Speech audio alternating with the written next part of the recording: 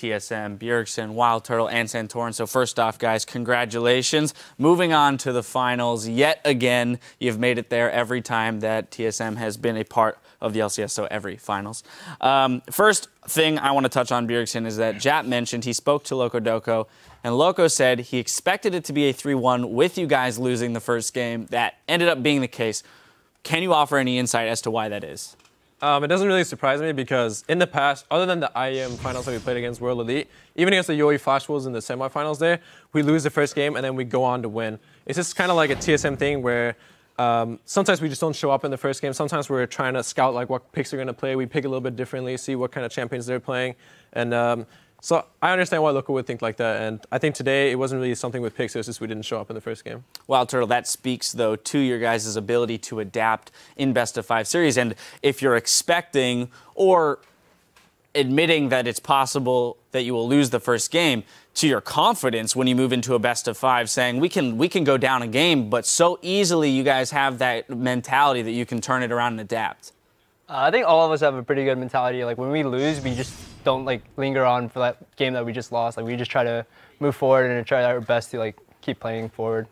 And Santorin, I got to look at this jungle matchup because we saw in that first game an immense amount of pressure coming at you, specifically with the double smite along with the consume, and it definitely seemed to, shake the game up a little bit. You transitioned into Gragas in the next few games, and you started to turn all of that around. Zyrene mentioned on the broadcast that he had spoken to you about how you do your best to visualize Rush's jungle routes and be able to cut him off.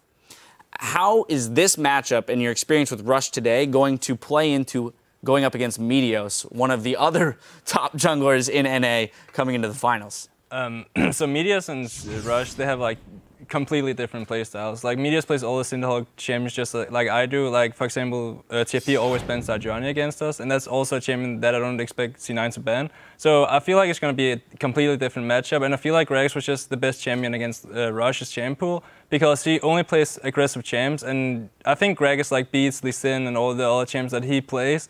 So I just feel like taking Gragas would just like win us the early game, and also Gragas outscale. So I just feel like because we can like mitigate the Lee Sin early game, then I just feel like we're gonna win.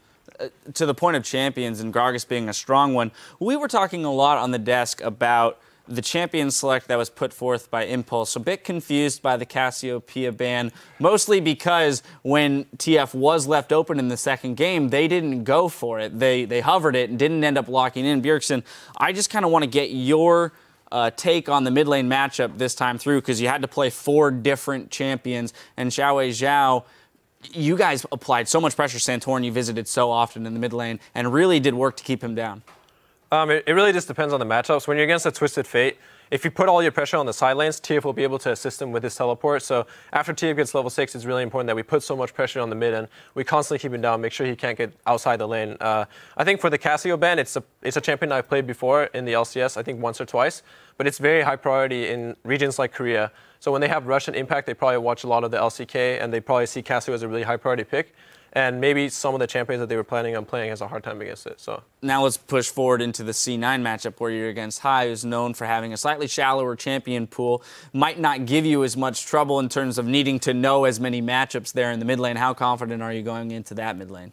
I think I'm pretty confident. Not that I'm just going to beat Hai, but because I know a lot of the things he plays. We've been scrimming C9 for the last 2 weeks, I believe, and I think we have a pretty good grasp on like their play style and their champion pool. So I definitely feel like it's a little bit less of like a wild card where I feel like Wei Zhao will pull out anything, anytime, and I never really know what I can blind because he can always pick some weird counter. Like he'll play Yasuo, he's willing to play anything, and I feel like Hai's a bit more reserved and he has a champion pool that he plays, and it'll be easier for us to prepare for it. So we did have the opportunity to see you counterpick 3 times being on red side there in a row. Wild Turtle, can you offer any insight as to why the team opted to choose red side in that third game, not in the first and fifth, even though we didn't get to the fifth? We wanted red side because we got the counterpick mid, and if they're on blue, we get to see 4 of their picks too. So it really helps us getting the last pick for mid or like anything. So just having, I think like having 2 picks over 1 on purple is like pretty beneficial too, because if they take, let's say Lulu, we can take like Maokai and like Gragas or like a priority pick. I just feel like purple is a lot better because the more priority picks we can get. All right, Bjergsen, you like to jump in on that? It's also because when TFP played against Gravity, they picked purple side, and we wanted to make sure we weren't going to have all 5 blue side because maybe they had some really good preparation for that. So it was also kind of a security that if they pick all purple side, we still have 1 purple side game because we have a lot of strategies on purple side and a lot of purple side pick ban that we wouldn't be able to pull out if you were 5 blue, obviously. Doing your homework there. That's nice to see. Wild Turtle, back to you, because we had Doublelist on the desk today, and he was talking about the state of 80 carries in the game right now, being relegated to more utility-type champions unless the team is going to invest every single resource into you as a hyper carry Kog'Maws or something like that. So I just kind of want to get your take on how you fit into TSM now with this meta as it's evolving. I would say, yeah, it's kind of more of a utility-based role now. You just kind of sit back, farm until you get like 2-3 items, and then you start saying, okay, I'm kind of strong now, maybe we can team fight now. And then that's basically how my role is right now. And I think for TSM, it works pretty well because usually we just do, like, our playstyle can go like mid, top, or bot. And I feel like if we play independent bot, we just outscale the other bot lane because our top laner and mid laner is so versatile. So we just, like, after we go even bot, they just help us with their lead. And when it comes to you and LessBoy in the bot lane, I want to look at how you guys feel about lane swaps, because as we know, C9 can play those very well and likes them quite a bit. So we saw LessBoy actually pull out the Nautilus level 1 invade, keep him from double jungling on the other side. Was that something he picked up from Lemonation 1? But how comfortable are you and him in those 1v2s that you'll come out on top? We've been scrimming C9, so we do that to each other pretty oftenly.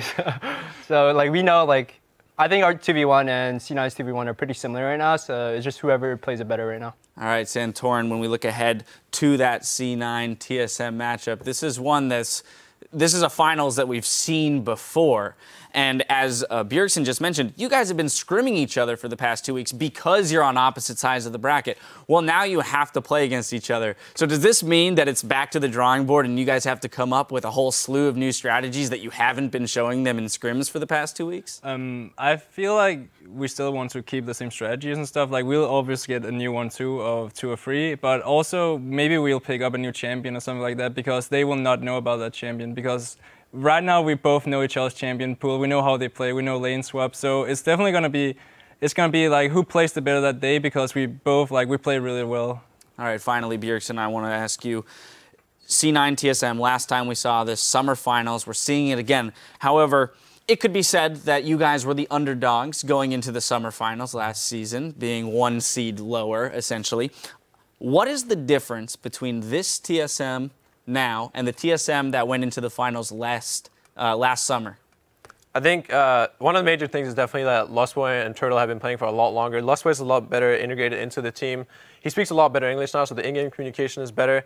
We have 2 analysts working with us. They're also in the house right now. So I feel like our prep is better. Our overall team communication is just better. And I think just we needed more time as a team. We just had roster changes in that split. So we were picking up what kind of play style we're going to play, what lanes are we going to playing to. And I think now we're a much more well-rounded team. Well, the infrastructure is there. We'll see if it manifests with another victory this year. I want to congratulate you on this victory here in this series, qualifying for finals again, and thank you for being on the desk with me. Now for some